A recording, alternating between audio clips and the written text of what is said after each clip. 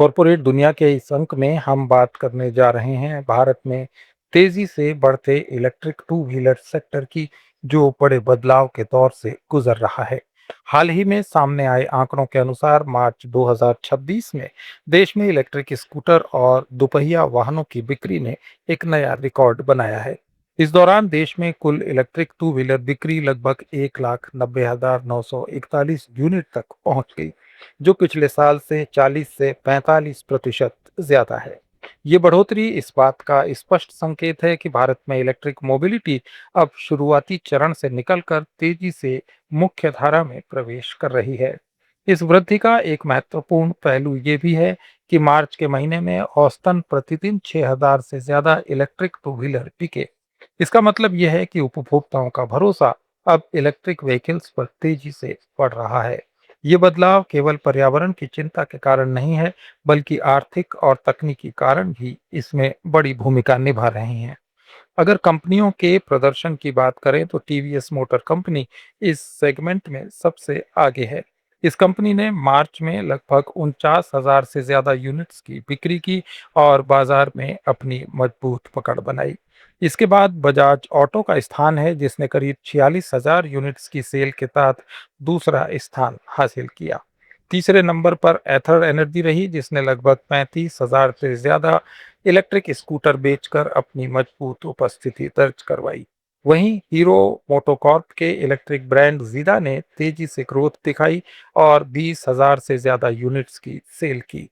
हालांकि इस पूरे परिदृश्य में ओला इलेक्ट्रिक का प्रदर्शन कमजोर रहा। एक समय बाजार में अग्रणी रही इस कंपनी की बिक्री में गिरावट दर्ज की गई, जो ये दर्शाता है कि इस सेक्टर में कंपटीशन लगातार बढ़ रहा है और उपभोक्ता अब ज्यादा अल्टरनेटिव के बीच बेहतर प्रोडक्ट चुन रहे हैं। मार्च के महीने में इलेक्ट्रिक स्कूटर की बिक्री में तेजी आने के पीछे कई कारण हैं। सबसे बड़ा कारण है पेट्रोल और डीजल की बढ़ती कीमतें। जब पारंपरिक ईंधन महंगा होता है तो उपभोक्ता स्वाभाविक रूप से ऐसे विकल्पों की ओर रुख करते हैं जो लंबे समय के लिए सस्ते पड़े। इलेक्ट्रिक स्कूटर की प्रति किलोमीटर लागत पेट्रोल स्कूटर की तुलना में काफी कम है, जिससे ये आम लोगों के लिए एक आकर्षक विकल्प बन गया है। दूसरा महत्वपूर्ण कारण है सरकार की नीतियां और प्रोत्साहन योजनाएं। केंद्र और राज्य सरकारों की ओर से दी जा रही सब्सिडी, टैक्स में छूट और दूसरे प्रोत्साहनों ने इलेक्ट्रिक व्हीकल्स की कीमत को कम करने में मदद दी है। इससे मध्यम वर्ग के लिए भी इलेक्ट्रिक स्कूटर खरीदना अब संभव हो गया है। तीसरा और अहम कारण है तकनीकी सुधार। पिछले कुछ वर्षों में बैटरी टेक्नोलॉजी में काफी सुधार हुआ है। अब इलेक्ट्रिक स्कूटर की रेंज बढ़ गई है और इसकी चार्जिंग का समय कम हो गया है। इसके अलावा कई कंपनियां अब स्वैपेबल बैटरी और बैटरी एज ए सर्विस जैसे मॉडल भी पेश कर रही हैं, जिससे ग्राहकों को ज्यादा सुविधा होने लगी है। अगर पूरे फाइनेंशियल ईयर 2025-26 की बात करें तो इलेक्ट्रिक टू व्हीलर बिक्री लगभग 13.5 लाख यूनिट तक पहुंच गई, जो पिछले साल के मुकाबले काफी ज्यादा है।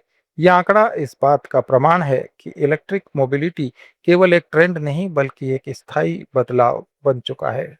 इसके बावजूद इलेक्ट्रिक स्कूटर इंडस्ट्री के सामने कई बड़ी चुनौतियां हैं। सबसे बड़ी चुनौती है चार्जिंग इंफ्रास्ट्रक्चर की कमी। हालांकि बड़े शहरों में चार्जिंग स्टेशन तेजी से बढ़ रहे हैं, लेकिन छोटे शहरों और ग्रामीण क्षेत्रों में अभी भी इसकी भारी कमी है। जब तक चार्जिंग फैसिलिटीज व्यापक रूप से उपलब्ध नहीं होंगी, तब तक ईवी सेक्टर की पूरी क्षमता का दोहन नहीं हो पाएगा। दूसरी बड़ी चुनौती है इन व्हीकल्स की बैटरी की लागत। इलेक्ट्रिक स्कूटर की कुल कीमत का एक बड़ा हिस्सा बैटरी पर निर्भर करता है। लिथियम आयन बैटरी अभी भी काफी महंगी है और इसका ज्यादातर रॉ मटेरियल इंपोर्ट किया जाता है। इससे इसकी कीमतों में अस्थिरता बनी रहती है। इसके अलावा बैटरी की लाइफ और उसका रिप्लेसमेंट लागत को लेकर भी उपभोक्ताओं में चिंता देखी जाती है। तीसरी चुनौती है सब्सिडी पर निर्भरता। अभी इलेक्ट्रिक स्कूटर की बिक्री काफी हद तक सरकारी सब्सिडी पर निर्भर है। अगर भविष्य में ये सब्सिडी कम होती है या खत्म होती है तो इसकी कीमतें बढ़ जाएंगी और मांग पर असर पड़ेगा। चौथी चुनौती है बढ़ता कंपटीशन। जैसे जैसे नए खिलाड़ी बाजार में आ रहे हैं, कंपनियों के लिए अपना मुनाफा बनाए रखना मुश्किल होता जा रहा है। कई कंपनियों को अपनी लागत कम करने के लिए ऑपरेशंस में बदलाव करने पड़ रहे हैं। एक और चुनौती है उपभोक्ता का विश्वास। हालांकि अब ये स्थिति पहले से बेहतर हुई है, लेकिन अभी भी कई लोग इलेक्ट्रिक स्कूटर की रेंज, बैटरी सुरक्षा और परफॉर्मेंस को लेकर पूरी तरह आश्वस्त नहीं हैं। कुछ घटनाओं में बैटरी में आग लगने की खबरों ने भी वो लोगों के मन में सवाल खड़े किए हैं। इन सब चुनौतियों के बावजूद इलेक्ट्रिक स्कूटर इंडस्ट्री का भविष्य काफी उज्जवल नजर आ रहा है। भारत सरकार ने 2030 तक कुल वाहनों में इलेक्ट्रिक व्हीकल्स की हिस्सेदारी को 30% तक करने का लक्ष्य रखा है। इस लक्ष्य को हासिल करने में इलेक्ट्रिक टू व्हीलर सेगमेंट की सबसे बड़ी भूमिका होगी, क्योंकि भारत में कुल वाहनों की बिक्री में दोपहिया वाहनों का हिस्सा सबसे ज्यादा है। विशेषज्ञों का मानना है कि आने वाले वर्षों में बैटरी की कीमतों में गिरावट आएगी और चार्जिंग इंफ्रास्ट्रक्चर तेजी से विकसित होगा। इसके अलावा लोकल मैन्युफैक्चरिंग को बढ़ावा देने के लिए भी सरकार कई योजनाएं चला रही है, जिससे इनके आयात पर निर्भरता कम होगी और लागत घटेगी। इसके साथ ही कई निजी कंपनियां भी इस सेक्टर में बड़े पैमाने पर निवेश कर रही हैं। नई तकनीक, बेहतर डिजाइन और ज्यादा रेंज वाले स्कूटर बाजार में आ रहे हैं, जिससे उपभोक्ताओं के पास और ज्यादा विकल्प उपलब्ध हो गए हैं। ग्रामीण और छोटे शहरों में भी इलेक्ट्रिक स्कूटर की मांग तेजी से बढ़ रही है। कम ऑपरेटिंग कॉस्ट और आसान मेंटेनेंस के कारण ये व्हीकल वहां के लोगों के लिए एक व्यावहारिक विकल्प बनते जा रहे हैं। कुल मिलाकर मार्च के आंकड़े ये स्पष्ट करते हैं कि भारत में इलेक्ट्रिक स्कूटर इंडस्ट्री एक निर्णायक मोड़ पर पहुंच चुकी है। ये सेक्टर अब तेजी से विकास कर रहा है और आने वाले वर्षों में इसमें और बढ़ोतरी की पूरी संभावना है। हालांकि चुनौतियां अभी मौजूद हैं, लेकिन सही नीतियों, तकनीकी सुधार और निवेश के माध्यम से इन चुनौतियों को दूर किया जा सकता है। अगर ऐसा होता है तो भारत न केवल अपने घरेलू बाजार में बल्कि वैश्विक स्तर पर भी इलेक्ट्रिक मोबिलिटी में एक महत्वपूर्ण भूमिका निभा सकता है। ये कहा जा सकता है कि इलेक्ट्रिक स्कूटर केवल एक वाहन नहीं, बल्कि भारत के भविष्य की दिशा का संकेत है। ये बदलाव न केवल पर्यावरण के लिए फायदेमंद है, बल्कि आर्थिक रूप से भी देश को नई ऊंचाइयों तक ले जा सकता है।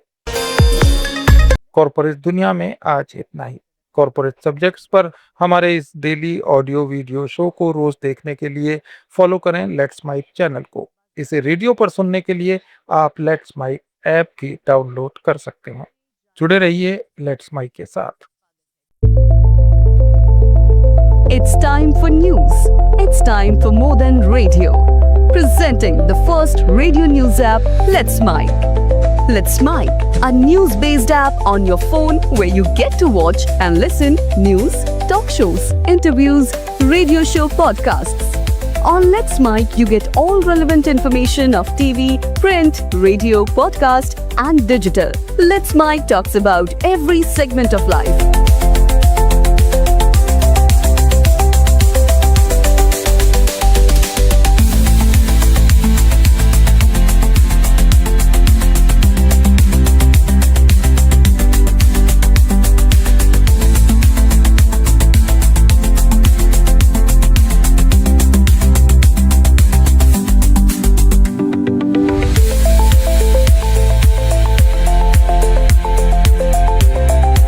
Download the app now from Play Store. Available both on Android and iOS mobile phones. Follow us on YouTube, Instagram, Twitter, LinkedIn, Facebook, Telegram, WhatsApp, Snapchat. Let's talk, let's connect, and let's Mike. It's time for news. It's time for more than radio. Presenting the first radio news app, Let's Mike.